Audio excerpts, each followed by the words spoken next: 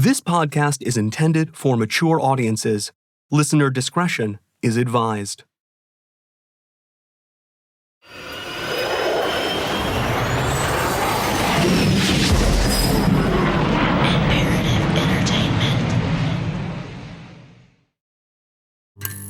Like a little picture.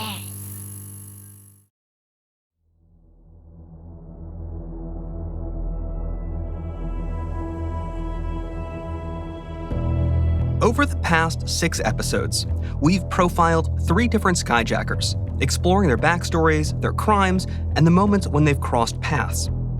In this episode, we will meet the final player in this brazen helicopter prison escape, the man at the controls of the helicopter, the man actually being hijacked. He was probably one of the best. I think he had a little over 30,000 hours of flying time and had flown all kinds of helicopters. He'd flown some airplanes. You name it, he did it. He was just really talented.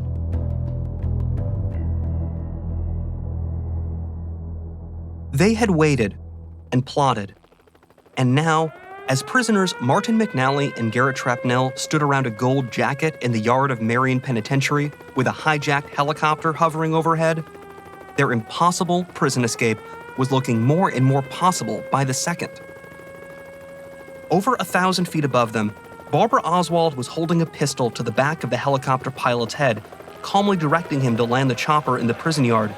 At the same time, multiple guards were beginning to raise alarm, and their rifles from the surrounding prison towers.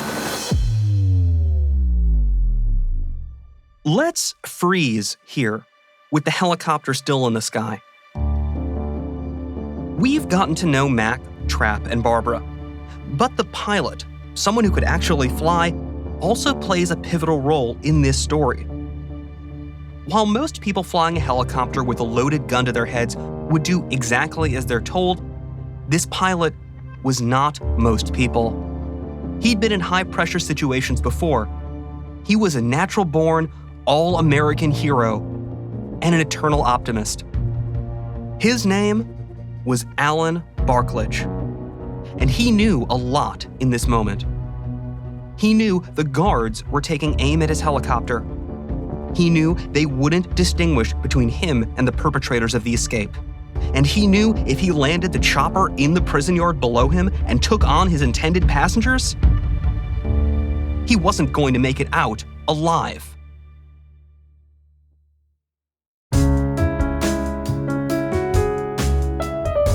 This is American Skyjacker, the final flight of Martin McNally.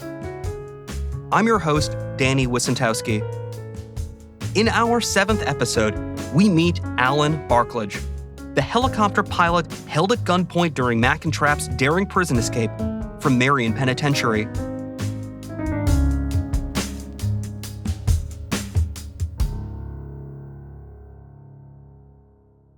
Alan was just a happy-go-lucky guy, and he just never thought too much into anything. In his life, I would say Alan almost never worked for a living. Whatever he did because he enjoyed it and had fun doing it. That's Gene Hoffmeyer, Alan Barklage's lifelong best friend. Gene's family had just moved to the town of Cottleville, Missouri, and he was the new kid in school. So I was kind of lucky to catch him when he was at Cottleville, because a couple of years after we got into high school, he moved. And I lost touch with him after the freshman year, and then we ran back into each other when we were seniors. The year was 1966, and America was at war in Vietnam. So when Gene and Alan graduated from high school, they were expecting draft notices. But rather than get drafted, Barkledge advised Gene to be proactive and sign up for the Army himself. Ran into Alan, and Alan said, "Oh man, don't let them draft you. They got this really cool program. You can fly a helicopter." So I went back home and talked to my dad, and he was an old ex-Navy guy, and I said, "What do you think?" He goes, "Anything's better than a foxhole." So he was about a month ahead of me, going to basic training, going to flight school, and going to Vietnam. Barkledge fell in love with flying helicopters. Even while he was getting shot at in a war zone like Vietnam, he regularly demonstrated a talent for thwarting death. He did get shot down 3 times that year. They were coming into a hilltop, and it was fogged in. Some kind of an emergency. They were supposed to lift somebody out. Well, they got down there, and the aircraft crashed and rolled down the side of the hill. Well, Alan had been knocked out in the process. He wakes up, and he's laying in a stretcher, and they got a sandbag on his head, and he's going, "What's this all about?" And he goes, "Well, you had a head injury, so, you could have a broken neck or something. You have to lay still and lay right there." Next morning, he woke up, and he goes, "Man, I'm hungry." He took the sandbag off and went down to the chow hall. But that was Alan. He really loved flying, and for a lot of people, it's almost addictive. He was a lucky guy, but he was a guy that took chances. You keep taking chances, and sooner or later, something's going to come back to bite you in the butt. After 2 tours of duty in Vietnam, Barkledge returned to the States and began flying choppers for radio stations and other commercial outfits. Soon, he became the chief pilot for Foster Helicopters, the go-to helicopter charter company in the St. Louis metro area. Alan was the chief pilot. I was the number 2 guy, and we would be there at the barge anywhere from 60 to 80 hours a week. His wife worked at the barge selling tickets. He had 2 children, 2 daughters, Shelley and Sherry. As the summer season was well underway on May 24th of 1978, it was business as usual around Foster headquarters. That particular day, we were really booked up. Like I said, we were flying traffic. We were flying morning traffic. We had 2 aircraft going up for evening traffic. The Post-Dispatch called up and wanted to go out and take some pictures.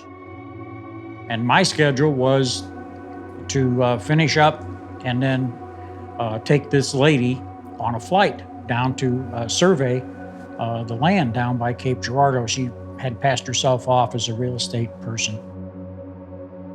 It turned out to be Barbara Oswald. Well, what happened was I went out, but they ran long doing pictures for their newspaper. So I ended up calling them, and I said, "Okay, I'm back en route, but I'm out in Eureka." And Alan said, "No problem. She's here. I've talked to her. We've got everything set up." He said, "I will take her." So I said, "Okay, no problem." So when I got back, Alan had already left.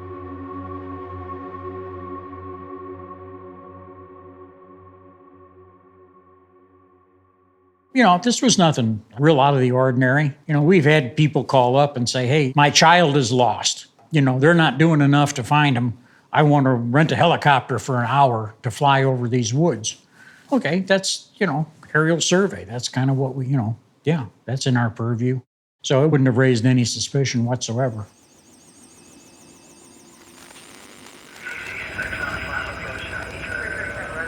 Gene remembers hearing Barkledge communicating with the office over the radio as he took off with Barbara Oswald, saying he was headed down to Cape Girardeau, a town a little over 100 miles south of St. Louis on the Mississippi River. We got a call from the Illinois State Police and the FBI that there had been an incident. They said that he had been hijacked. We jumped in another Jet Ranger, flew it on down.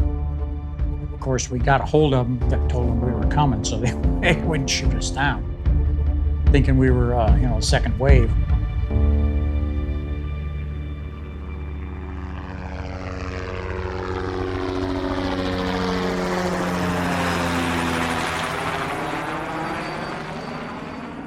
That afternoon, Alan Barkledge had guided the helicopter south towards Cape Girardeau. Once he was out of radio range, Barbara Oswald pulled a pistol and pointed it at his head. Barbara Oswald told him what the real plan was for a prison break. She had a gun, and she had been a air traffic controller.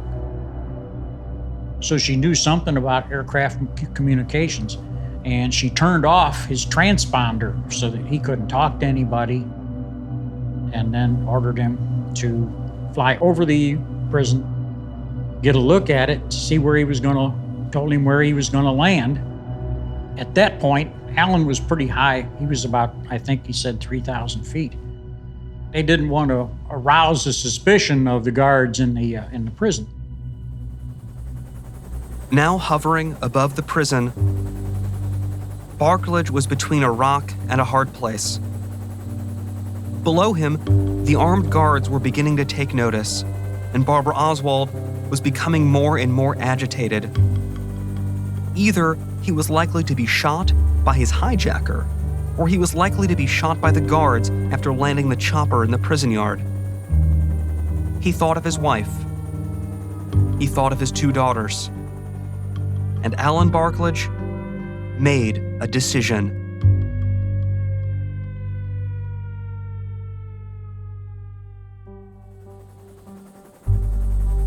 Well, he told her, he said, these doors are not intuitive to people that haven't been around aircraft.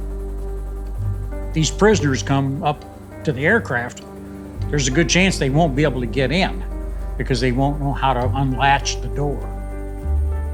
She goes, well, I'll unlatch them before we come down. He goes, well, you can't do that because the wind and everything, the wind's gonna push against the door. You're gonna have to kind of open the door beforehand, and you're gonna have to manually hold that door out.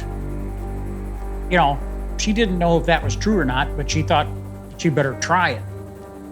So when she did, she took the gun out of her right hand, put it into her left hand, and reached over and tried to open the door and push on it. Well, when she did that, Alan noticed that she had it in her hand, but she didn't have her finger over the trigger. Alan, being a taller guy with long arms, and having flown rides all these years, you were used to you reaching back and helping people with their seatbelts. He would do that. I could not. I couldn't reach him, but he could reach. He knew he could reach the seatbelt. He knew his length of reach. So he reached back and grabbed her gun.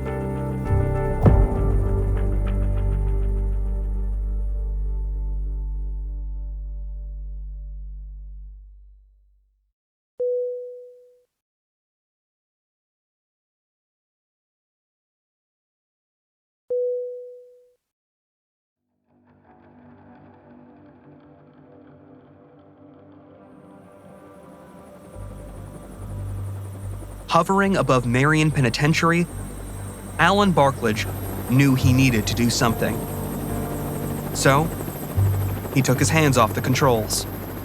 So he reached back and grabbed her gun. And they started wrestling. While they're doing that, the aircraft starts falling out of the sky. The thing's falling out of the sky. He's reaching back there, fighting with this woman to get the gun. He finally gets it away from her and turns around and regains control of the aircraft, gets it back to level. She's just calmly said, well, that's no big deal. I've got another gun. And she reached down into her briefcase and started pulling out another gun. Well, at that point, Alan said, the decision was made. He turned around and just unloaded the gun.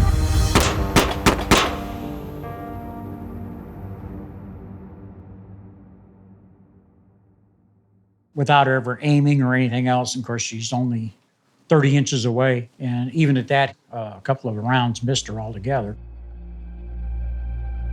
But one did hit her, and it was a fatal injury. But then he didn't know that. He knew she was laying back there, but he didn't know whether she was alive, whether she was just, knocked out, she was going to come back to. He regained control of the aircraft and put it into a very steep descent and came flying into, not into the prison, he flew right at the front door and jumped out and was flailing his arms around going, whoa, I've been hijacked and, I got the woman here, she's hurt. She's hurt.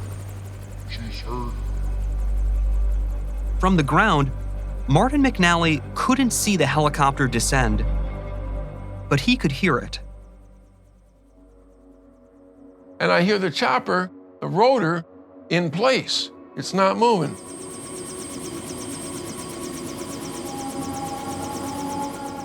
And then I hear the chopper is shutting down in front of the prison.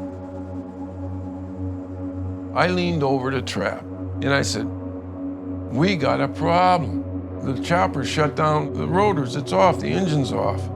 And I said, "We got to get back into the compound." By that time there, when I did turn around, Kenny Johnson was already on the roof getting ready to go into the yard.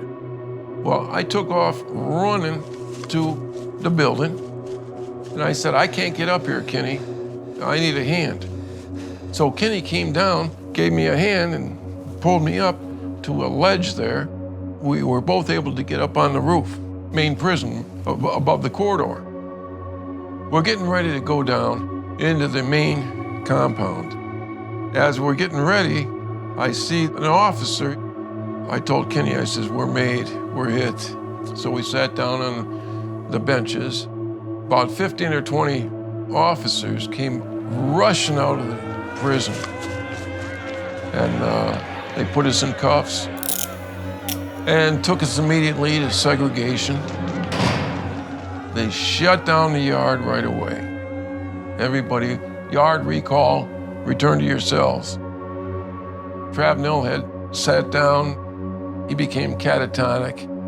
He was just out of it, he lost it. They handcuffed him too.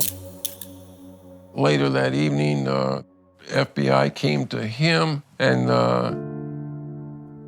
he came back to the unit and he said, "Barbara was killed. She's dead." And I said, "Oh my God, this is terrible." And I didn't find out until after she was dead that she had been up for 40 hours before this thing happened. Couldn't sleep. And she was taking pills to stay awake. Barbara Oswald's death changed everyone connected to it, beginning with Alan Barkledge, who, in his own self-defense, fired the shot that killed her. Yeah, he was traumatized. He was just beside himself that he'd gotten through this and he'd actually had to shoot somebody and, tell him the story. And he never shot anybody personally. If you're flying a gunship, you may have killed several people, but you do it at such a great distance. So I flew him back that night. He was definitely not himself. He was visibly shaken. He was actually trembling a little bit. His nerves were pretty much shot. Well, somebody just threatened to kill you, and he figured if they had been successful and had gotten these prisoners out, he was going to die. On their flight back to St. Louis, Gene remembers Barkledge trying to come to grips with what had just happened. He couldn't believe that anybody would do anything like that anybody would be that kind of person, What her thinking was in trying to get these guys, that's the maximum security prison for the federal system. I mean, it's the worst of the worst down there. He felt really badly that, that things went the way they did, and then she had basically left him no choice. I remember thanking him. I said, if you'd have waited for another 20 minutes, I would have been back. I'd have taken this flight. And I said, I can guarantee you, I could not have done what you did. After Alan kind of calmed down and kind of within a couple of days or so, his wife really took issue with the fact that Alan was now a celebrity. TV stations are calling him for interviews and all this kind of stuff. I was really surprised. I really thought that I had it under control, and I didn't think that I was going to have to shoot. When I had the weapon pointed at her, I thought that I was going to be able to salvage the whole situation without anybody getting hurt. She was telling him, don't do it. Don't do these things because you're calling more attention to me and the kids. And we don't know what her family is or, what ties she has to these guys. Somebody could show up at the door and kill us all. This is really dangerous what you're doing. And Alan didn't see that. He kind of saw this as an opening to doing the traffic and stuff like that. You know, it's all happened. I might as well use it to enhance my career and see what we can do with this. So she divorced him over that, pretty much, and moved on. After surviving the hijacking, losing his first wife, and becoming a local celebrity, Barkledge had gone through a whirlwind of change and come out of it a new man. From there, his career took off. He was to do Channel 5, which was the TV station Chopper 5 that he flew. That's Tori Lyons, a veteran radio producer and traffic and weather reporter who flew with Barkledge for many years after he survived the hijacking. I went out to meet him, and he just looked so normal. And we were going to discuss putting the radio people in the chopper with him and the logistics of how that was going to work. He asked me if I had a few extra minutes to spend with him, and I said yes. And he took me upstairs in his office and brought out this old battered blue scrapbook and started showing me pictures of this bloodied helicopter. And he rehashes the story for me because I wasn't completely familiar with it. And to hear it from him was like hearing it live. I walked away that day a little bit stunned. It was probably, out of all the experiences in his life, probably the most impactful on him. Tori also vividly remembers the experience of flying with Barkledge, his fearlessness, and his innate ability to maintain control of the aircraft. It seemed almost effortless. He was a bird on the wind. I was immediately told that the first time I got in a helicopter with him, his objective was to scare the crap out of me. Well, I did go up with Alan. And I was in the back. He said, how much time do we have between reports? And I said, I got about 10 minutes. And he said, I'll take you for a ride. We were over the Blanchette Bridge, and he dove down. And he got within inches of the water and full speed ahead. I mean, literally, you could see the helicopter's shadow in the water. Now on the front lines of breaking news in the St. Louis area, Barkledge's reputation and celebrity continued to grow. You could be over the biggest traffic jam in the entire county, and if there was a major news story, Alan was gone.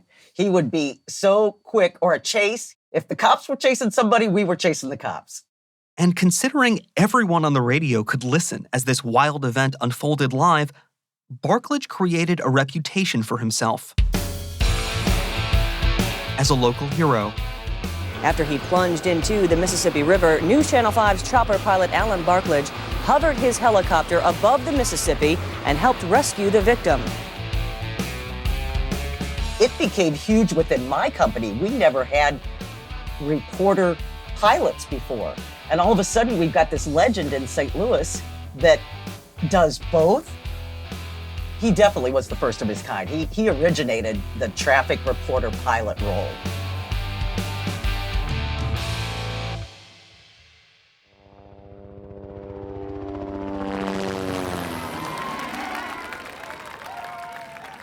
He did all kinds of stuff around St. Louis. Somebody would open a new grocery store or appliance store. You know, Alan would go out and do a celebrity deal. He felt like the more he did, the more valuable he would be as far as keeping doing what he was doing. As a matter of fact, the day he died, he was supposed to fly out to a car dealership. He was going to fly out there and land, and they were going to give away hot dogs and soda pop, meet Alan Barkledge, and all this kind of stuff. Now, we went out there, had my grandkids with me and my wife. We got out there and, you know, well, he's supposed to be here, you know, in 15 minutes or so. And 15 minutes went by. Pretty soon it's a half an hour. And I said, this is not good.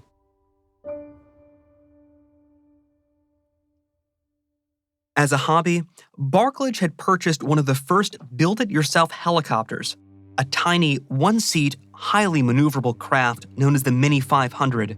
It was perfect for the high-speed stunts he performed at promotional events at local businesses.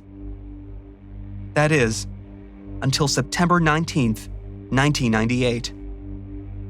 I actually thought it was an arcade game when I first saw it. You know those that you see at the grocery store? Because it was no bigger than that. It really wasn't. I just looked at it and I said, Alan, you're gonna die in that. And he said, there's a lot of times I could have died, and I didn't. Accident investigation found that while he was taking off, the engine failed and the aircraft just fell. Probably from about, we're thinking about 60 feet. Fell straight down into the field. They got him out of the aircraft. They had no heartbeat or anything like that. They put him on the gurney and started taking him back to the ambulance, and his heart restarted. And that's kind of what everybody, gave everybody the hope that, well, if his heart restarted, maybe he's not in that bad a shape.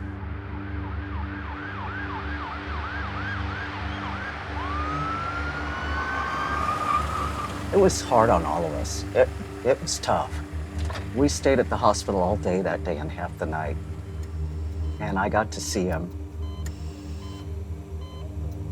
I almost wish I hadn't now. I wish I could have just remembered talking to him on that Friday and not seeing him with all those tubes. And that wasn't Alan. Alan was invincible. That was not Alan. I don't know who that was laying there. Alan was gone.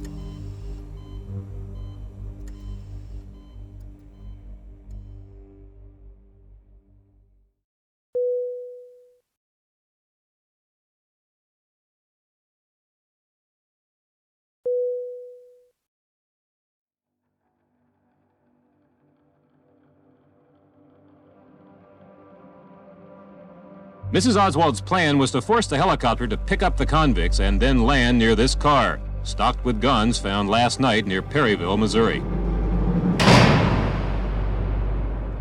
In the months following the helicopter escape attempt from Marion, after Barbara Oswald was shot and killed by Alan Barkledge, McNally and Trapnell's lives were spent in isolation. Here, they prepared for their upcoming trial for the attempted prison escape. If convicted for this new charge, which they almost certainly would be, their life sentences would likely be doubled, destroying any chance of them getting out of prison on parole. We were locked up on May the 24th. 3 of us. Me, Trapnell, and Kenny Johnson. And we know we're going to be indicted. And we were indicted in Illinois for that escape attempt. We were indicted. And we had to prepare for a trial. Garrett Trapnell hadn't pulled the trigger, but his letters and meetings with Oswald left no doubt whose decisions led to the death of a mother of 5 children. As for Mac, who also faced prison for the rest of his natural life, he saw it slightly differently. It was Trapnell's reckless exploitation of Barbara that had doomed them all. His common sense was not the best common sense. He would do things that were stupid, and he needed to be corrected on that. And when he did things that were stupid, I corrected him. After this thing happened and Barbara was killed, I jumped all over him verbally, and I said, why didn't you follow my instructions on telling her that she can't come in here, visit you on the same day that she's going to take the chopper? Why didn't you do that? His response was this. I mean, if this would have succeeded, you wouldn't be mad about this. But while enraged, Mac had known about Trapnell's recklessness, especially when it came to manipulating women. He'd seen it firsthand through his own family after he and Trapnell had first met years earlier. While he was at Leavenworth and I was at Marion, there was supposed to be a movie made about The Fox is Crazy Too. He wrote my younger sister. She was in college at the time. He told her that he could use some young girls, 5 or 6, 7 young girls, for this movie. all expenses paid. My sister approached some of her classmates, and Trap Nell, the fucking dog that he was, he asked for risque photographs. These girls dressed up in bathing suits and bras and panties and whatever, and sent them to him for his approval. Well, as it was, that was a scam. There was no movie, there was no expenses paid trip to California and all this other stuff. It was a scam. When I discovered it was a scam, I told my sister I should kill him for pulling that stunt. But I didn't kill him, I didn't stab him or anything like that. I was pissed off about what he pulled, though. When he did get to Marion, I told him that was a really scumbag move that you pulled, dude. There's no excuse for that.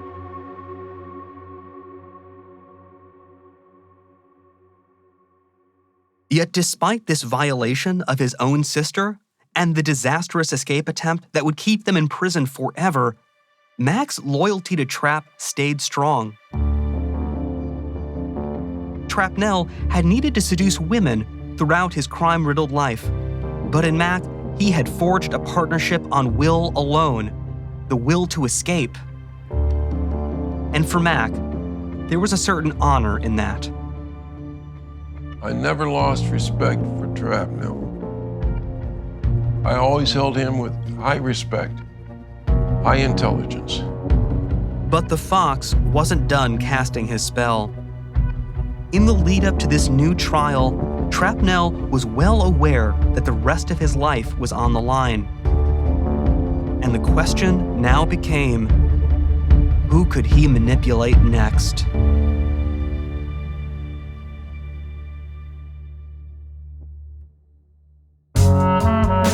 Next time on American Skyjacker, Garrett Trapnell's manipulative talents claim yet another victim, who will attempt to break Trap and Mac out of prison using a familiar technique. He convinced her that she should commandeer a plane. She let a flight attendant know that she had a bomb strapped to her. The flight attendant could see what she described as dynamite with wire and a bell kind of thing to initiate the explosion. That's going to petrify anybody on board.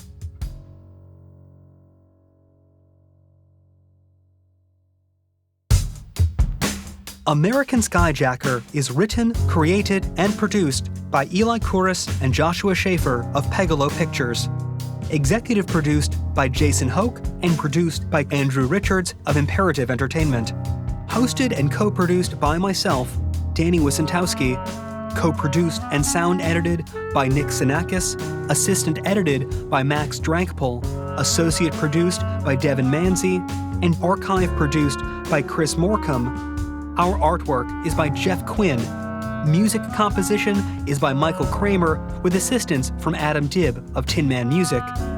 Sound mixing by Shindig Music and Sound based on the beach in Playa del Rey, California. Post recording by Clayton Studios in St. Louis, and additional sound mixing and voice recording by Christy Williams. Archive legal by Davis Wright Tremaine, and production legal by Sean Fawcett of Raymond Legal PC. American Skyjacker is a co-production between Imperative Entertainment and Pegalo Pictures. Follow us on Instagram at American Skyjacker or at Pegalo Pictures. And please rate and review the podcast on whatever platform you listen to. Thanks again for listening.